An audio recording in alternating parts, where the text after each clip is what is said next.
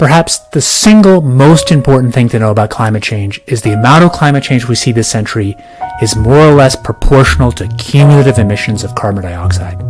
That means even if by huge effort we bring emissions to zero in, say, 2050, we haven't eliminated the climate problem. Seas will still be rising, people will still be dying of heat waves.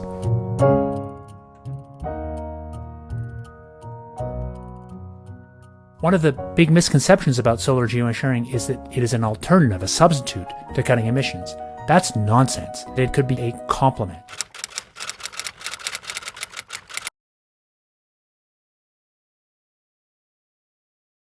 I think, along with many physicists, or most physicists, I think, who've looked at this, solar radiation management is a very dangerous technology, and in many ways it would itself constitute dangerous interference with the climate system.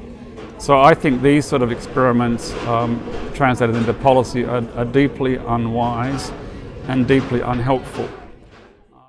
My nemesis still provides my customers with free light, heat, and energy. I call this enemy the sun. Since the beginning of time, man has yearned to destroy the sun. I will do the next best thing, block it out. Good God.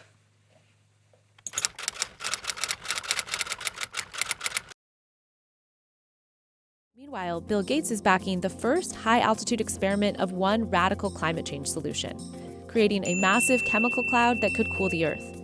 It's called solar geoengineering, and it's highly controversial. It would look something like this. Thousands of planes would fly very high and use nozzles to inject millions of tons of light-reflecting particles into the stratosphere.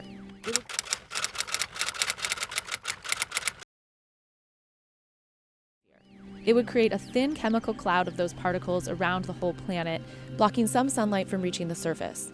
It would mimic a giant volcanic eruption, which we know cools the Earth. Back in 1991, Mount Pinatubo erupted in the Philippines. It was the largest eruption to affect a densely populated area, creating avalanches and giant mud flows that left more than 700 dead and 30,000 homeless. It also spewed a cloud of 20 million tons of sulfur dioxide particles into the stratosphere. That chemical cloud was hundreds of miles across and reflected about 2% of sunlight back to space. And in 1992, the Earth was cooler than in 1991. There were 2 years when there was basically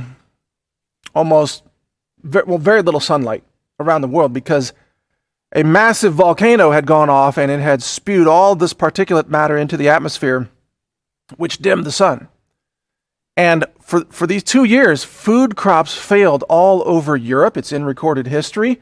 Again, you can look this up. It's easy to find the year in which volcano erupted and all that. And food crops failed all over the world. People starved to death. Well, now Bill Gates is trying to recreate that, you see?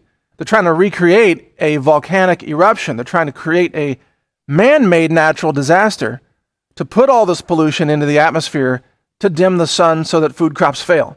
This is their plan. Modeling studies have found that it could reduce the intensity of heat waves, for instance. Apparently it could reduce the rate of sea level rise. It could reduce the intensity of tropical storms. It also comes with significant risks and uncertainties. Things like mass famine, mass flooding, drought, of kinds that will affect very large populations. It could weaken monsoons in India, China, and Africa enough to affect crops. It could eradicate blue sky. But sir, every plant and tree will die. Owls will deafen us with excessive hooting. The town sundial will be useless. What I'm also concerned about is the way in which this solar radiation management technology as a branch of geoengineering is being aggressively pushed now.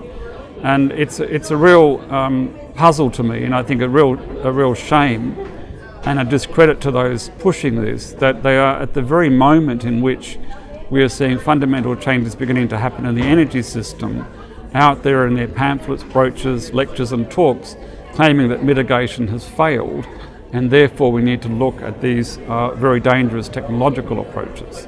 I think that's a serious mistake and error. The main thing that's holding it back is the uncertainty about what the exact effects would be and the positives and negatives of its effects.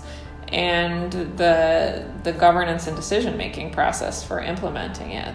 I mean, we can't even decide on what to do about emissions of greenhouse gases. And so how are we going to decide on setting the planetary thermostat? So Bill Gates is trying to dump toxic lead on all the crops of the world and block the sunlight and alter the pH of the soils in order to collapse the global food supply as a form of depopulation. Bill Gates is working to become, I don't know, the most horrific genocidal maniac in history, responsible for killing 1,000 times more people than Adolf Hitler killed in the Holocaust. That's what's happening right now. Bill Gates is among a dozen individual donors and 14 foundations backing the first stratospheric solar geoengineering experiment. There's the real concern that we won't be able to reach agreement, we being the entire planet. And so there's the prospect that countries just go ahead and do solar geoengineering, and that causes disagreement, conflict, tension, even possibly war. Get one last look at the sun, Springfield. Go ahead and do solar geoengineering, and that causes disagreement, conflict, tension, even possibly war.